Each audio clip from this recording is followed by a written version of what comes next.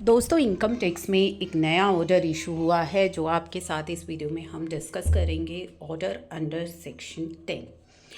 तो रिप्रेजेंटेशन और applications receive हुई थी सीबीडीटी को और फिल्ड अथॉरिटीज़ को for accepting the delay in payment of taxes जो कि स्पेसिफाई किए गए the form 3 of direct tax विवाद से विश्वास रूल्स में with in the due date specified in direct tax विवाद से विश्वास एक्ट।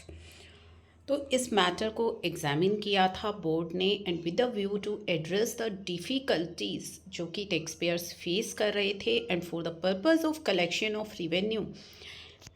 यहाँ पे सीबीडीटी ने अपनी पावर को यूज़ करते हुए डायरेक्ट किया था कि delayed payment of taxes in the cases fulfilling the following conditions में बी एक्सेप्टेड। तो डिलेड पेमेंट जो है एक्सेप्ट कर ली जाएगी सीबीडीटी के द्वारा उन केसेस में जहाँ पे ये कंडीशंस फुलफिल हो रही हैं।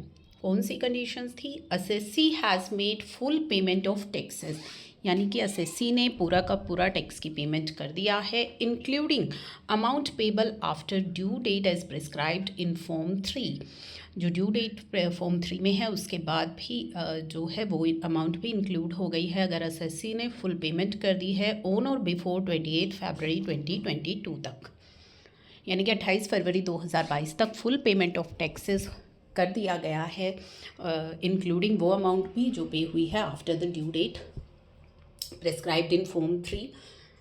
एंड दो जो अपील है mentioned in form 1 of direct tax विवाद से विश्वास rule has either been withdrawn, appeal या तो विड्रॉ कर ली गई है, और has not been decided as the date of full payment of tax. और जब फुल पेमेंट ऑफ टैक्स की गई है एसएससी के द्वारा उस दिन तक अपील डिसाइड नहीं हुई थी, including amount payable after date जो कि प्रेस्क्राइब की गई है फॉर्म 3 में।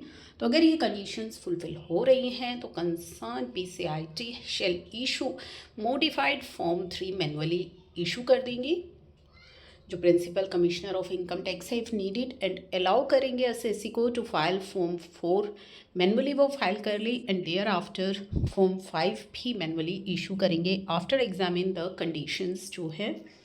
और ये जो एंटायर प्रोसेस है ये 30 सितंबर तक जो है कंप्लीट होगा। तो ये ऑर्डर इशू किया गया है।